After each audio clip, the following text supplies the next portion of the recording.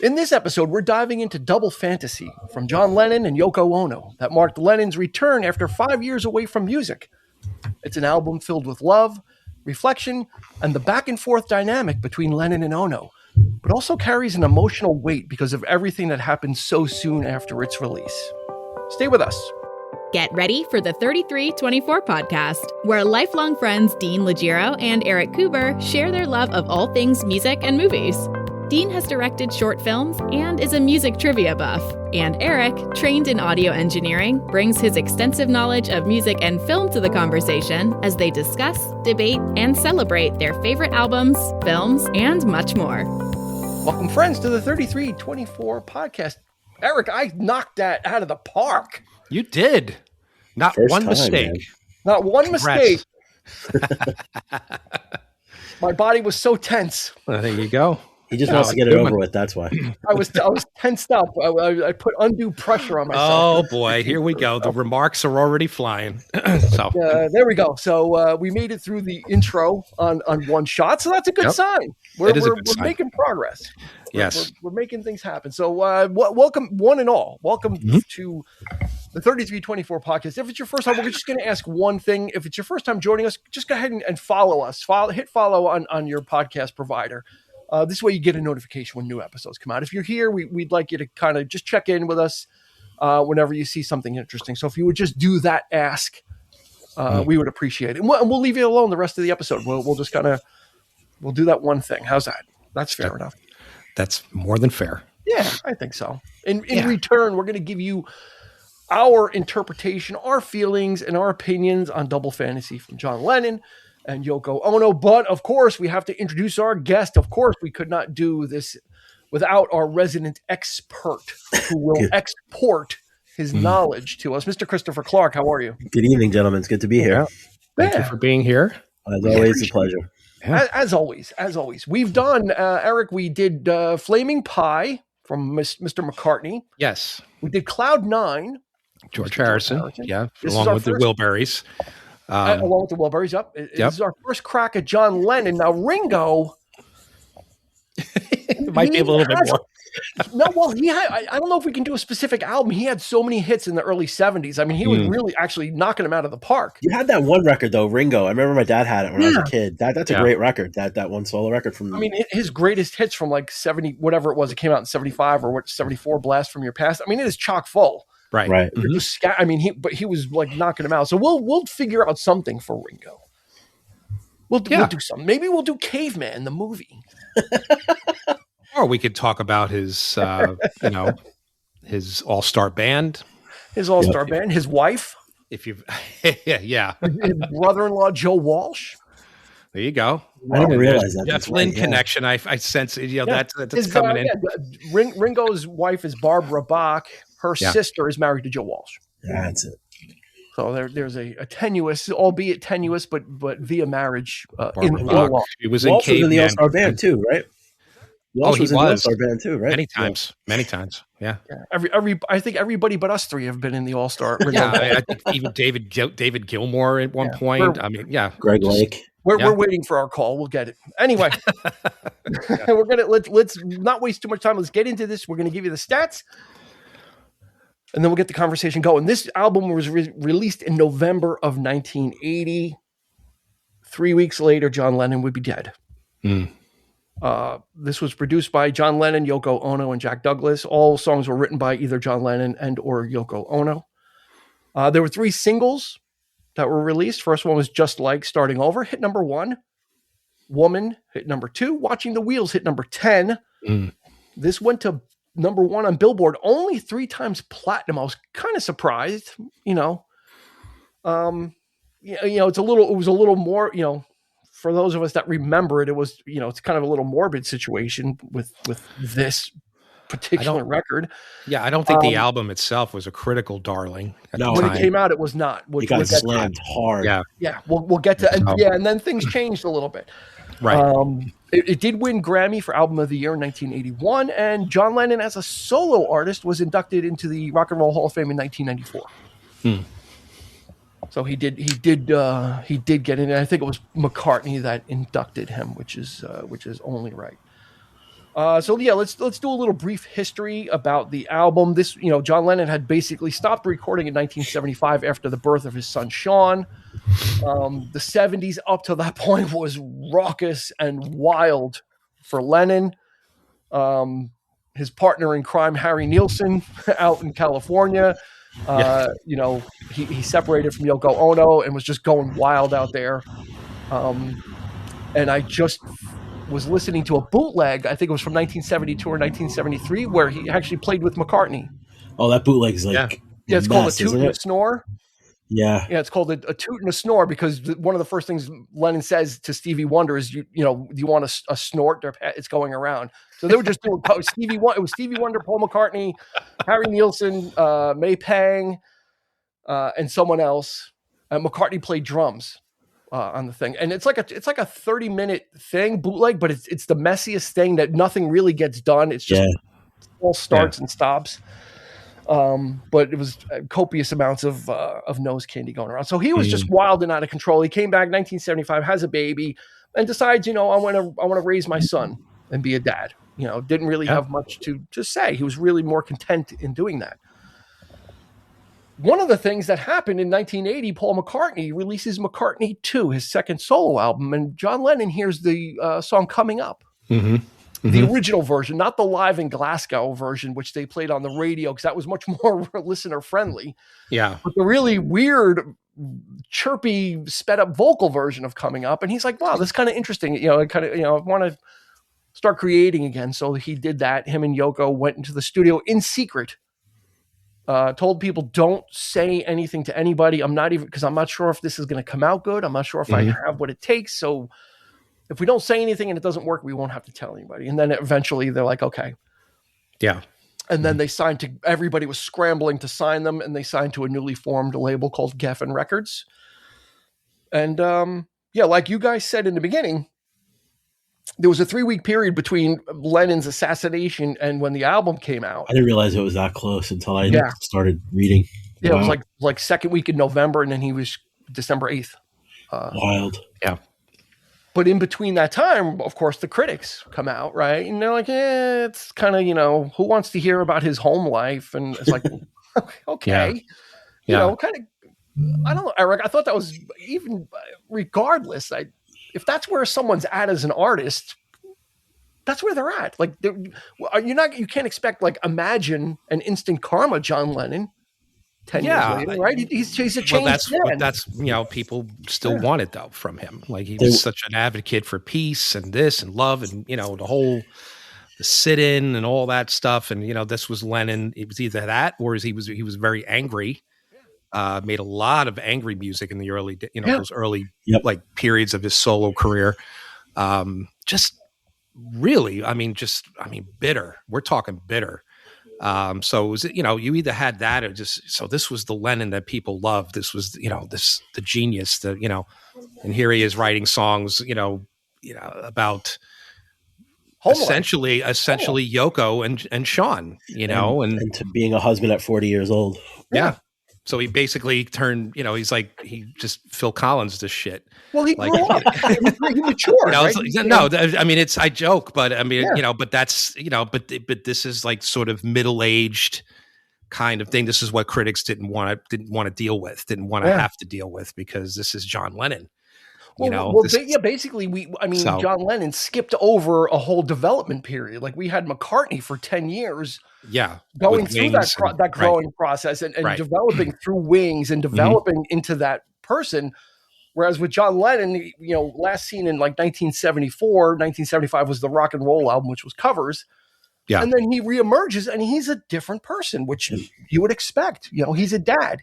He's had able to reflect and reflect on his life and what it means, all the things that he's done and his relationships with Yoko. Yeah, the songs they're like, we don't want to songs of the period. Starting Over was all over the radio. Yeah. This was. Every day, almost every 2 hours, you'd hear the song, and then of course when he got assassinated, it was even played more. I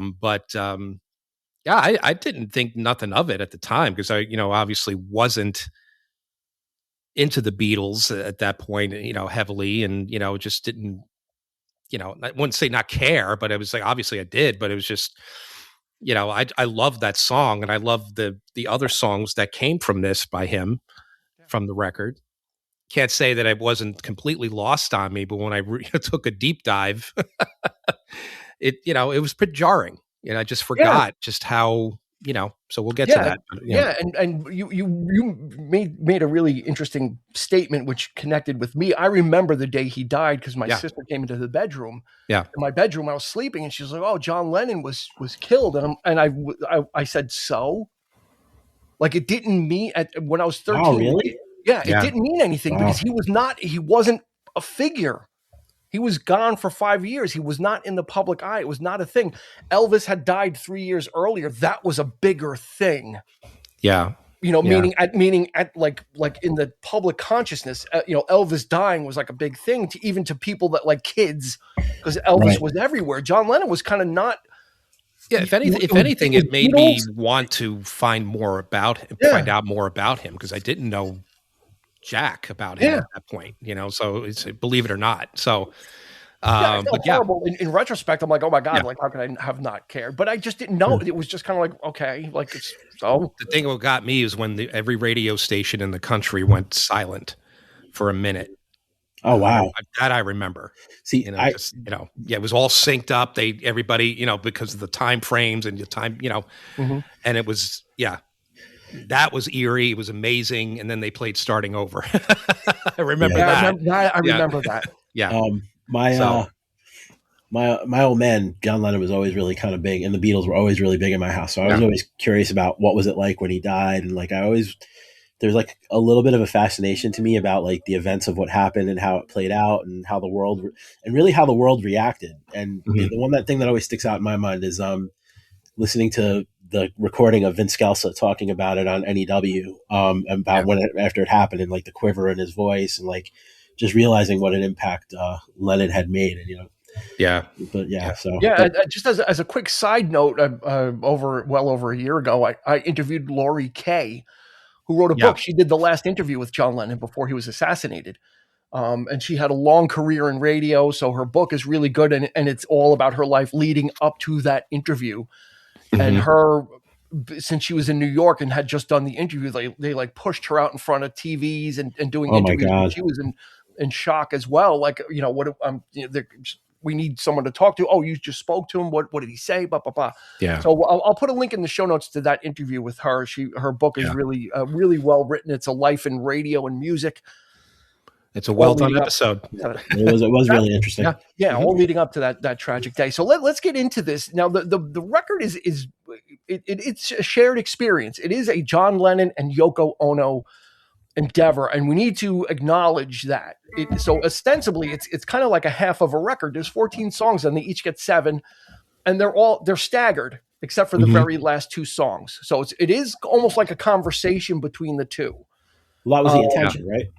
That was the intention. Is it for that type of thing? And Yoko Ono can be a polarizing figure. Yes, she can. Because I think of what people mostly see of Yoko Ono is the bad stuff. They see like the bird call style singing. They see like the really bad takes, like of her when Lennon and Yoko Ono played with Chuck Berry, and she's like wailing into the microphone, and Chuck Berry, so people see them, and now that's usually my opinion of her too. Chris. And in listening to this album, Chris and I texted a couple times, and I thought to myself, I'm like, you know what? I need to kind of approach this the way I approached Kiss, because I had preconceived notions that I really didn't like Kiss, and I really didn't like them when I listened to Destroyer, and I kind of needed to check myself if I really wanted to do it justice. Yeah. That being said, I don't love everything she's done on this album. She is not the strongest lyric writer. Okay, so there are flaws, but there are a couple things that she does really well. And you need to kind of and there'd be no B-52s without Yoko Ono. Let's put it that way. There would be no B-52s without Yoko Ono, because her avant-garde style is you listen to Rock Lobster, that's Yoko Ono. That is her avant-garde style right there. So there is some value in what she do. It's not for everybody, and it's certainly not for me, because I went and listened to some of her other stuff. I listened to her older stuff before this, some of her, and then some of her stuff after. And it isn't for me. But on this album, it is more tamed and it is more controlled. Chris, what do you got? I was going to say, just to kind of to bolster your point, the thing that I was, I think of Yoko Ono, I think of like the Rolling Stones Rock and Roll Circus, where, she crawled out of a bag and started like wailing over like a blues song, or like that Chuck Berry thing. Like those are the things I think of when I think of Yoko. And then like, it didn't, after I told you I would do it, like I had known all the John Lennon songs, but it didn't dawn on me when you asked me to do this record. Like I got to listen to 7 songs that were performed by Yoko Ono. And like you, I said, well, if I have to listen to them, I got to find something redeeming in them, or I got to listen to them from a perspective of, I'm not just going to sit here and Yoko bash for the next 50 minutes or whatever. But what I'll say is, it's easy to do that. It's very easy to bash on her. And and to your point, like, granted, it was 2 17-year-old girls, but my daughter, when I was texting you in the car, and then one of my students today, I had the record on while they were doing independent work, and both of them were like, "What the hell is that? What are you listening to?" Yeah. But what I took away from it is that she was a little bit more at the forefront of what was happening in New York in the late 70s, like the new wave and the post punk and like the stuff that like the Talking Heads and Television and those kinds of bands. That's the kind of vibe like her music evokes. I just didn't know how well that style mixed with the stuff that Lennon was doing. It was a little bit, it affected the flow. Like the music didn't really mix together very well. Is what I would say. It's hit and miss. Eric, what do you have? My takeaway is, I agree with Chris. It was, that's the one thing I can say. I'm not a fan of her voice at all. It kind of just takes me out of it. I did try. I do like weird shit, but this was, I think she's artsy for art, just for art's sake. And I think, but in this case, like Chris was saying, she did embrace the 80s. She did embrace the sound. Musically, I think the songs, what she's doing, I hear Talking Heads. I hear all of that kind of stuff, B-52s. I didn't even think about that. But that you're right about that. And again, the juxtaposition between that and Lennon is a little, Lennon is just writing these sweet little numbers about her and about Sean. I feel like, this album is really tailor-made for her, period. I think it's her record. I think Lennon is really kind of pushing her art out there for people to hear. That's my takeaway from it. That's an interesting, I think he's saying, hey, I'm an old fart at this point. I'm in my 40s. I did my, especially she was a lot older than him throughout. Funnily enough. Right. But but she's embracing the music, which is something that Lennon would obviously never do. Yeah. And probably would not have done had he not been killed. But here he is saying, here, I'm proud of what she's doing. This is it. And you're going to get this kind of stuff, but I'm going to write songs about her. I'm going to write songs about our son and what we've accomplished as a family here. But here she is on full display. Here's the art of the record. Here is what you really should be listening to. Yeah. And her lyrics, although they can be they are very simple. Yeah. But some of them are almost as direct as Lennon. Lennon was the most transparent of all the Beatles. Yeah, when he wrote songs, you knew he was writing about him. Paul McCartney was, can couch things or just write a pop song for pop song's sake. But usually John Lennon is very confessional. Yeah, and in this album, Yoko's responses, especially, if you go with "I'm Moving On," like John Lennon's is "I'm Losing You," and it goes right into "I'm Moving On." It's brilliant. I was going to say to you, to me, that's the juxtaposition between the two artists. Those are the songs that work best, just in terms of musically and conversationally. That I think that's the best moment of the album, is the interaction between Yoko and John. Yeah, because those songs are literally connected. You almost don't realize that one ends and the other starts, and she takes it over. And her vocals are, and she's not the best vocalist, but she got better. Yeah. That's, but it like that was a great example of juxtaposing the two, where she was reined in. It wasn't too avant-garde-y. It was kind of, it really was a call and response. and you know what? I'm going to give her props for "Yes, I'm Your Angel." It's a whimsical song. It's very throwbacky. I like the tra la la la la. Like she handles that kind of stuff good. "Beautiful Boys" is just too simple. It's too too sappy. And then "Every Man Has a Woman." So I think there's some bright points, and then the other stuff is, for me is less so. But I think she gets, for someone that's gotten so much shit thrown at her, she's always taken the high road. Yeah. I mean, and yeah. And to your point, like, and "Yes, I'm Your Angel," you know what that made me think of is, like, if you were to listen to like "A Night at the Opera" or "The Day at the Races" by Queen, where they, drop into like that 1920s and vaudeville type music, I felt like Yes, I'm Your Woman kind of fit into that league. Yeah, or even "Good Night" from the White Album, like right, that exactly. thing. Like it was just a whimsical thing, but she handled it really well. It didn't. It stayed with what it was, and it was just a fun little thing, So yeah, she's got half the album. Some of the stuff, "Kiss Kiss" is like, all right, That was a little awkward when that came out in the car with my kid. That was a little strange. Yeah, it's not for everybody. It's an interesting listen for sure. Yeah. Not to mention the fact you got some amazing people that play on this record. Oh my God, Tony Levin, my boy Tony Levin on bass, the whole album. Tony Levin on bass, Hugh McCracken on guitar, Earl Slick. Earl Slick's a great guitar player. On guitar, and we have an ELO connection on this album as well. Okay. Backing vocalist Eric Troyer. Yeah, I do it. Yep. Took over he was the Jeff Lynne replacement in ELO Part 2. So on the ELO, which was a really great album, the first ELO Part 2 album, he was he did the Jeff Lynne sound-alike songs. He really came pretty close sometimes too. Eric Troyer is on all of John Lennon's songs on backing vocals. I mean, just the list of musicians that actually, and for them to do this all in secret. Yeah, nobody leaked it. That was amazing. Yeah, I mean, Andy Newmark on drums. I mean, some really familiar names here. That pre-internet. Yeah, absolutely. No leaking. So I think we've handled the Yoko Ono thing.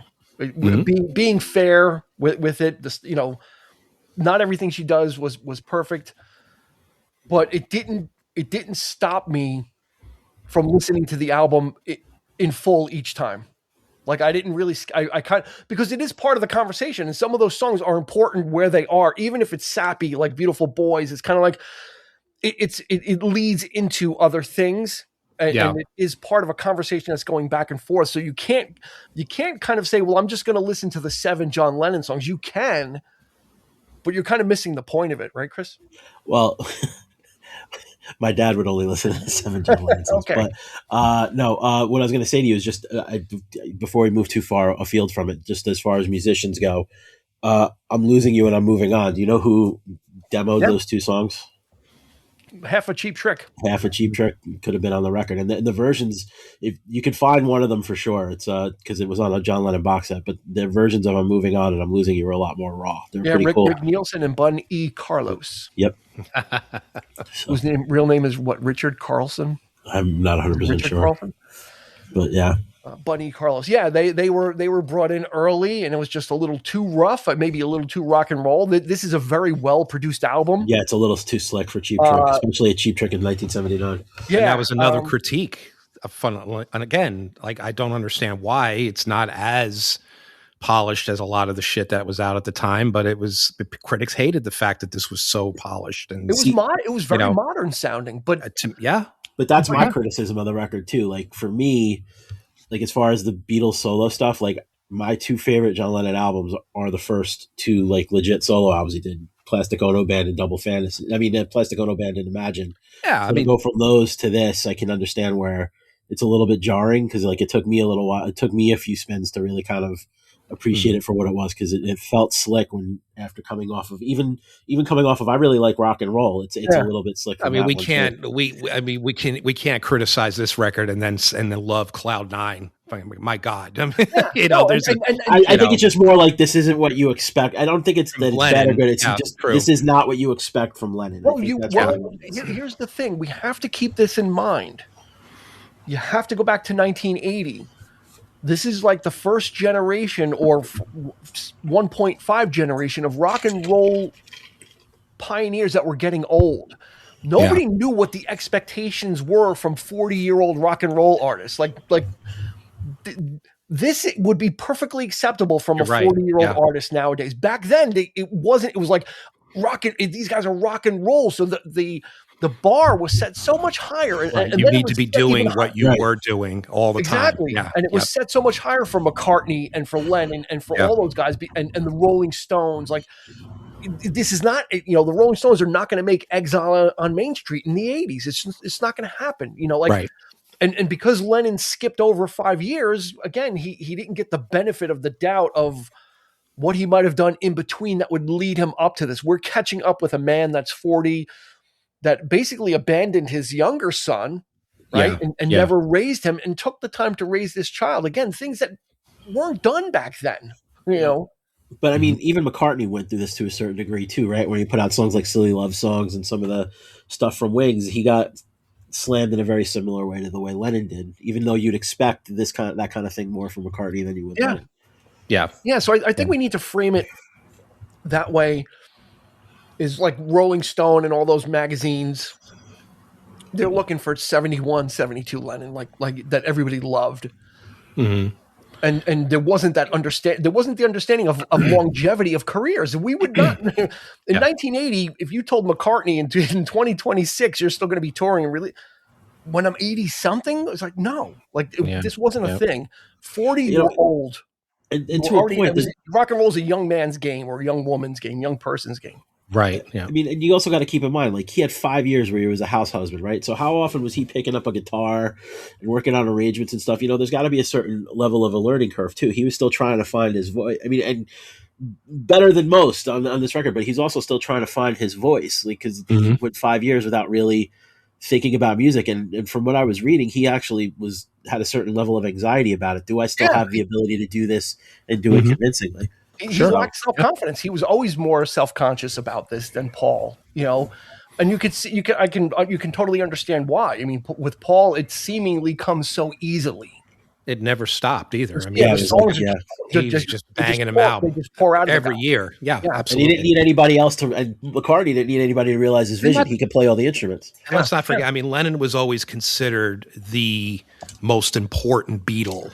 Most people considered him like he was at the level of Bob Dylan. He was a voice for peace and love, and this kind of Paul McCartney was writing the pop catchy little ditties and but Lennon was the serious, everybody loved him for that, and this is what they came to expect. And here you're getting this little his love for rock and roll. Sorry, got a frog in my throat. That's okay. Sorry. It's funny because I think John Lennon has all but said it, and Ringo Starr has all but said it. Just to cap off the Beatles thing, they said if it wasn't for Paul, the Beatles would not have kept going because they were. John was like, I was perfectly happy to sit at home, and Paul would call every couple of months, say, "We got to get into the studio, make another album." He's like, Paul and Ringo said the same thing. Paul was the one that was always pushing us to get back. Yeah. So, and you could see John Lennon, his output was kind of, it was kind of there. He got hooked on drugs in the 70s. Again, he was just kind of drifting at some point until the birth he of needed his son. to be pushed. And McCartney says so in that new doc, actually. He people say it was his fault for breaking up the Beatles, but he actually says it. He goes, it was John. That broke up the Beatles. I was like, wow, finally somebody, he comes out and actually says it, because he's older and he's so. I mean, was he? But it begs the question: was Lennon, that important? Was he? Because the work that he did, was groundbreaking stuff. But it was just, absolutely. They needed each other. The yin and the yang. Sure, absolutely. Yeah, of course. And I think that's probably what bringing it to Double Fantasy. I think that's what people were questioning is, Lennon and McCartney, it was the yin and the yang. Paul McCartney was the pop balladeer and John was the biting lyrics. And now you got this guy who's content at home and a happy husband. Where is it became yang and yang, right? It was like kind of, there's no opposite sides, but that's what happens. And I think we get some of his best, like, most insightful lyrics on this album, though. Like, if you just read Watching the Wheels, he literally tells you, goes, it's one of my favorites. Doing what I'm, like, being home. People saying, why aren't you it's literally a conversation. This is the stuff that I actually prefer, to be honest with you. I the whole political thing, for me, it was just never, I would have never liked that kind of stuff when I was a kid. Yeah. I would be more apt to listen to something like, Watching the Wheels and Starting Over and things like, because it's just good stuff. It's just a good catchy pop song. He's has the benefit of wisdom now. He's actually, when you read Watching the Wheels or Woman, and he deserves it. Life is what happens to you while you're busy with making other plans. That's one of the most genius things. There's nothing wrong with being in that space, in that headspace. Because we all get there at some point. So it's what happened at the time is once Lennon was assassinated, a lot of those reviews that hadn't come out yet were put on hold. A lot of those scathing reviews, they kind of like, all right, we need to put the brakes on that. Yeah. But that shouldn't be a reason to do that. If you don't like the music, you don't like the music, you know. But it was, I think, because it was John Lennon. It's like, it was such a big deal. Yes, such a big, and he had recorded enough basically for 2 albums, and that's why we got Milk and Honey after it, because that was mostly, then you had Nobody Told Me, which was another kind of very, to wait 5 years for these 7 songs. I think it was worth the wait because he matured and he really kind of had that. It seems like he had a calmness about him now and an understanding. And that really informs and colors his writing because he was so much more in touch. He wrote Cold Turkey about getting off drugs, and now he writes Cleanup Time about it's time to put all that stuff away and get our lives clean and move forward and put all that stuff away. So the self-awareness that he has was brilliant on this album. I mean, on some level, if you listen to like Plastic Ono Band, which is where he's working out a lot of his demons from childhood up through the Beatles, through Primal Scream Therapy, or you listen to the lyrics on Imagine or any of the Mind Games or any of those early records, he's struggling to get to the point where he finally doesn't get to on Double Fantasy. Double Fantasy is kind of like the culmination of all the shit that he struggled with on those records in the first half of the 70s. Yeah, it's amazing. It's almost like saying, well, here I am, I'm still here. And then, damn, that's what gets you. That's what hits you. It's like he's content and deservedly so. And that's what he get. And what did he get for that? Right. Eerily enough, the following year, when I started getting into Peter Gabriel and the song off his third record called Family Snapshot, which is about, this album came out the same year. In February, I think, early in 1980, and the song is about that. It's about a celebrity, somebody becoming a celebrity by killing someone, and he was referring to somebody else. But here it is, like this is almost like foreshadowing this event. And then David Gilmour would write a song called "Murder," which would appear on his About Face record in '84, and it's about John Lennon directly. But so those are the moments from other artists that really kind of made it even more impactful for me, getting into all these other people and then informing how important he was and the Beatles were. And that's when that started to roll, the whole Beatles phase of our, in the late 80s was, it wasn't until much later, and Double Fantasy, I think I had it on cassette. But I never really, you listen to the first song and listen to Watching the Wheels. And I remember listening to Kiss Kiss. I do remember that song. And I remember I'm like, and maybe that's why I didn't go much further because I just wasn't, I didn't have the patience for it. It's kind of like, whatever, I'm not going to do this. But I think, they're inextricably linked. You can't have John Lennon without Yoko. And you can't have Yoko without John. Like that's, it's been that way since they met. And you, I think you're either going to take it or you're going to leave it. I don't think there's any half measures. You don't have to like everything she does, but you got to understand, and she is an artist in her own right. I read her whole Wikipedia, and she's spent her life making art, and again, not always stuff that I agree with. And even him, he thought she was a little nutty when he first met her. It was like, oh, this woman's just artist trying to get money out of me, and you know, whatever, you know. So, but theirs was a they had their problems. They split up, you know, and he almost didn't come back to her. Yeah. And people were like, yeah, we don't want to hear about that though. We don't, you know, or they thought that they thought Lennon and Ono were glossing over those problems that they had. It's like, well, in 5 years, you can work through them. Yeah, you can have a happy home. And he in Woman, he kind of says it, and I'm losing you. I mean, it's mentioned. I'm losing you is him basically saying that, you know, and her response is, I'm moving on. Is like, get the hell out of here. Like this is how I feel sometimes, you know. I mean, I don't need this. So it's real. It's not pie in the sky sitcom life that they're living, and I don't think it can be with John Lennon. I mean, I think he's always going to have something. Mm-hmm. I wonder on some level how much of the criticism also came from, like, in 1980 you're still dealing, I think more so then than you do now. Like she had that, scarlet letter of you're the reason that the Beatles are broken absolutely. up, and like I wonder if some of the criticism in this record came from that, just that she had such a hat to him, right? I mean, like I said, she's been an easy target her whole life. And whenever you think of her or her art or like his infatuation, there's no denying the two of them genuinely loved each other. They were definitely madly in love with each other. So absolutely, yeah. And Paul and Linda too. I mean, of course, Linda never really. I don't think she ever got half the shit that. No, she got a fair share, but not as much as Yoko. The one that was always big that I remember was someone got the isolated background vocals from one of the concerts. Linda. Yeah. Mm-hmm. So her singing, but and isn't that ironic? That John's girlfriend, then wife, became an integral part of his life musically, and then McCartney brought Linda on. Mm-hmm. Usually I feel like it's John in the shadow of Paul and following what Paul does, and in this case it seems like it was Paul following what John was doing. Yeah, by bringing his wife in. I always felt that John was always a little. I always felt John was always a little jealous of Paul.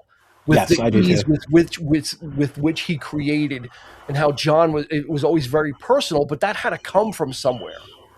He had to mine his internals to do it, whereas McCartney just rolls the stuff off. And I think had to have something to write about. You had to have been through something to stir up that creativity. Not a lot of artists work that way, I think, but Paul McCartney just has the knack to, but you think about it, like for every 50 songs that Paul McCartney wrote, how many of those are actual great songs? Well, you get Maybe I'm Amazed, right? And you get those really great songs. Yeah. There are those there for sure, but it's just, but then you have like a whole slew of others. So I don't know, for me, I always preferred the less is more approach, where you're actually getting, like George Harrison, when he did All Things Must Pass, a lot, it's an amazing record. Those songs were really stirring up and piling up inside him, and but it's just, he didn't write, he had some bland albums in the 70s, but it was just sort of, but there was always those really great songs, and they were so different, so odd, but it was, and they didn't come easy to him either, I'm sure. But it was just, it don't come sitting easy in his garden. It don't come easy to Ringo, because all he's got is a photograph. Yeah. And nobody's, George Harrison with his garden, and that was his thing. Like I would easily give up music to be a gardener and all this kind of thing, and it's just the farm. They all led simple. They were looking for simple lives. Get away from the chaos of Beatlemania. They all did that. McCartney retreated to Scotland and bought a farm, raised sheep. Like you said, Harrison bought property in England, a big massive mansion and gardening, and Lennon did the same thing in England, and then came to New York to get away from all that as well. Yeah, so you can't, and probably Lennon, out of all of them, probably had the most normal life for that 5 years, because he basically receded and nobody was talking about him anymore. He lived he was walking down the street in New York, and people would see him and say, "Hey, John," and he just kind of Yeah. Had the life that he didn't get to have as a Beatle, right? And I just can't imagine as a Beatle. Like he wasn't able to be. What? I just can't imagine as a Beatle just being like able to like walk up and down the street and like not get like accosted or have like especially in New York paparazzi taking pictures of you and shit, like just to like live like a human. Yeah. Eventually they just left him alone, and he was able to kind of do that and just kind of have that life. And I think that's what he wanted and then when he has something to say, I've got something to say now, and that's the tragedy, is where this would have gone. What would have, what would a 50-year-old Lennon have to say? And would he have gone back to politics? Would he have got, there's a lot of insanity that went on in the 80s, would he have still explored that part of that side of him as well? Or would it have been more of this, just like the great reflecting on life kind of stuff? And back then 40 years old seemed old. Like, oh, John Lennon was 40 when he was killed. Like, it's like now it's like freaking baby. Like this, that's again, knowing what we know now about musicians and longevity in careers, he wasn't even half done. He was not even half done. Well, the thing of it is this is when we were just getting into these people when they were in their 40s. And what's it, just them? Yeah. It was everybody pretty much, right? I mean, Yeah. Well, like I said, they were kind of like, they weren't the second generation. They were kind of like the 1.5 generation of rock and roll. They weren't the Buddy Hollys, but they certainly weren't the Led Zeppelins of the late 60s. And, so they're kind of in betweeners. Yeah. But again, the ageism for rock musicians back then was horrible. These guys are so old, they got nothing to say. It's like they're only 40. Now 40 is nothing. 40, you've got how many more albums on the horizon and endless tours. I mean, Dylan's going to tour until he's 102. A never-ending tour. Yeah. I mean, so I think that's where some of the negativity came from. But this album is just a gem. It's a gem from a guy who found peace and translated it into music and did it without fanfare. It's not like, oh, I'm coming, I'm making it. He's like, let me do this on the low key, and if these, and I read his thought process was, if this doesn't work, I'll give these songs to Ringo. And he can sing. Like, he was going to give them to Ringo. He goes, if this doesn't work and I'm not happy, I'll give them away. Someone will use them. But it was great. And the cool thing is that Lennon and Ono were never really in the studio at the same time. Like she was there to do her stuff and have his hands off, which I think is really cool. So it's not like that John Lennon influence. It's her kind of creating her responses and him creating his stuff, and then melding it together, which I to be honest, I really don't think I could see him sitting there listening to her record this sort of modern thing. It's just not his bag. It's just right. Exactly. So like, I can't really see him get, even just sitting in the room, listening to the takes and all this kind of thing would have been a bit, jarring for him at the time, I suppose, but I don't know. Yeah. But again, I honestly think that it's more or less, he knew what she was up to and just here you are, folks. This is her. Yeah. So I think it was just, a love letter to her, really, so. Yeah. And I think in essence, a love letter to their relationship, just like kind of like reflecting on what they've been through as a married couple. Like, I don't think it's a focus on either one of them in particular. I think it's the two of them just kind of looking back on their life together since the mid 60s. Yeah. And she used the same cadre of musicians were used throughout. Yep. So you have Tony Levin play, all the guys are playing on both sessions, which I think is good because this way you do have a uniformity of sound. It's not like, oh, John was using like these guys and then Yoko was using a different set. So then it really would have been dissonant. Mm-hmm. So at least having the same musicians gives you a base to kind of lay on, where John can do his thing and then Yoko can do her avant-garde style stuff, but still have it mesh on an album. Because in the end, that's what you're really trying to do. Yeah. Is have that communication and get it to mesh together. And it's like I said, not all my cup of tea, but I think she rose to the occasion for it, and I would say mission accomplished in retrospect. At the time, it wasn't, didn't want nothing to do with it. And even now it's kind of like, oh, okay. Let's go. But again, I thought I'm doing myself a disservice by having that attitude. because I'm already bringing my preconceived notions of the turkey call style vocals and that kind of stuff. And it's there, and most of the time, it's not to my cup of tea. But it's part of the project. I had a greater appreciation. I will say, I definitely had a greater appreciation for it and what she was trying to do than I thought I would. Just again because of past experience of watching some of her musical performances. But I definitely think it was the Berry one is by far the most egregious, most uncomfortable one. Yeah, this with his eyes bug out of his head. Yeah, he's like, what is that? I was not expecting that to happen. Do you know how that's what I was going to ask you. Do you know how they landed on Jack Douglas? Like, how did he get that gig from doing like Aerosmith and Cheap Trick? How does he end up? What was it? I think Yoko sought him out. I think Yoko had first contact with him. Okay. She approached Jack Douglas, and I guess they'd worked with him previously. Oh, really? I didn't know that. Yeah, and this is from Wikipedia, and she gave him John Lennon's demos to listen to. And Jack Douglas was like, "I'm going to have a hard time making these demos any better than they are, but let's do it." And he ended up suing them. Yeah, he did for like $2.5 million. Yeah, he was owed a lot of money. Yep. And she's like, "F off" or whatever, and he sued her.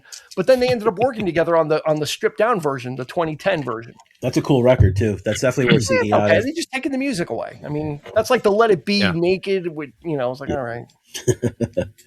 Like, you got more of my money. Buyer beware. I bought it. I'm like, this is not really what it should be, but Eric, high points of this album for you? What do you got? Everything that John did. Yeah, pretty much. I mean, like I said, I'm not it's like, I agree with you guys. I'm not a hater of the stuff on here. It's an interesting listen. But yeah, I mean, definitely the Lennon stuff for sure. Yeah. But Dear Yoko is kind of like a rewrite. He wrote a song called "Oh Yoko" in like 71 or 72. Yep. It's kind of like so he was kind of mining some of the familiar territory as well. He went back and kind of made a sequel song, and it's like, okay, running out of felt like running out of gas a little bit. I do have one observation. He writes "Beautiful Boy" about Sean, but it took Paul McCartney to write a song about his other son, Julian. Yeah. I just want to put Julian that definitely got the short end of the stick, man. Julian got the better song. He got "Hey Jude." I'm talking about just in terms of having a dad. He didn't get his dad. Yeah.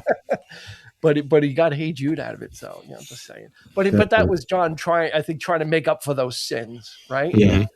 I wasn't there for my first son, and I have an opportunity to.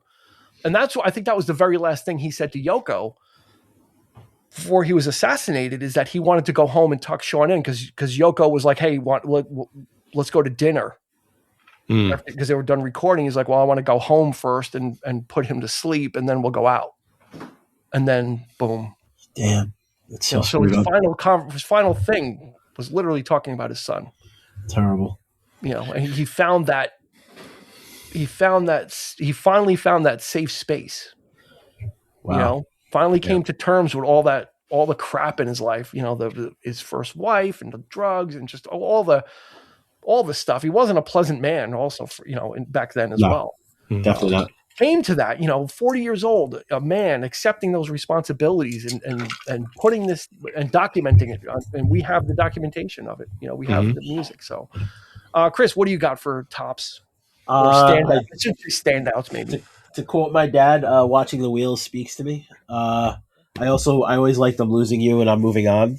I thought that was a really cool interaction, and I think the album opener is pretty good. I mean, I think just like starting over, listening to it in terms of like the way it opens the album and kind of sets you on this journey. I gained greater appreciation for that cut listening to the album this week. Yeah, it's literally a statement. Statement of intent. Yep.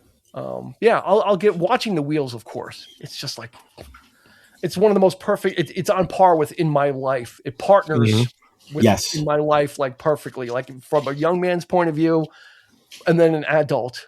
Right? Yeah. It's kind of like he really nailed the bookend on that. Yep. I agree with you with I'm losing you and I'm moving on. Because when I was listening to it, it caught me. I was like, wait, is this the same song? Because it really segued really well. And the call and response, I'm going to give credit for it. Yeah.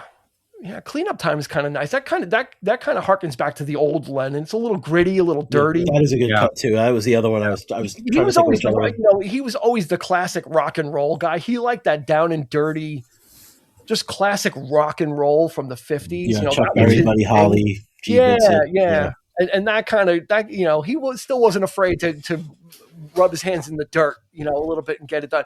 Which again harkens to what would we have seen from him going forward, because he did give us some glimpses. It wasn't all happy harmony and home life. There was Cleanup Time has had that kind of edge to it that we come to know and love. So go listen to this album again. You got to give it a fair shake.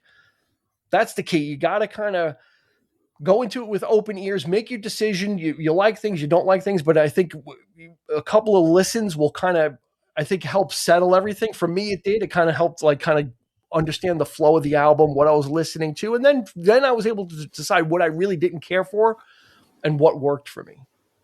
I think that's the best way to kind of put a bow on it, right? What do you think? Closing thought, Eric? I totally agree with that.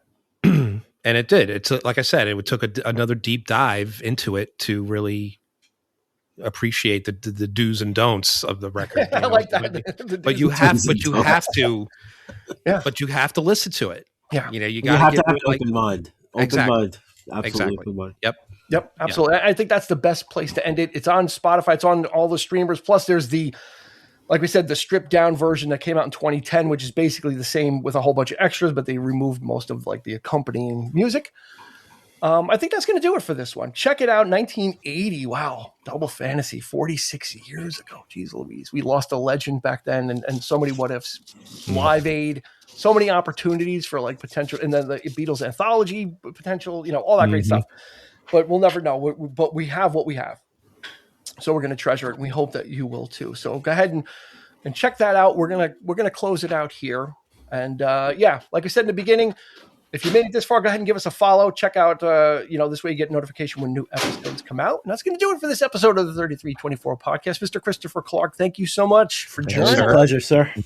As always, you're going to be here for Ringo. You got to put your caveman outfit on. I will. Okay. Oh boy, that's going to do it. So for Christopher Clark, for Eric Cooper, this has been Dean, and we will catch you on the flip side. You've been listening to the 3324 podcast with Dean Legiro and Eric Cooper. You can find us on your favorite podcast provider, so please subscribe, and rate to become a part of the 3324 family. Your feedback is important, so make sure to follow us on Instagram and Facebook at 3324 podcast and on Twitter at 3324p to join the conversation.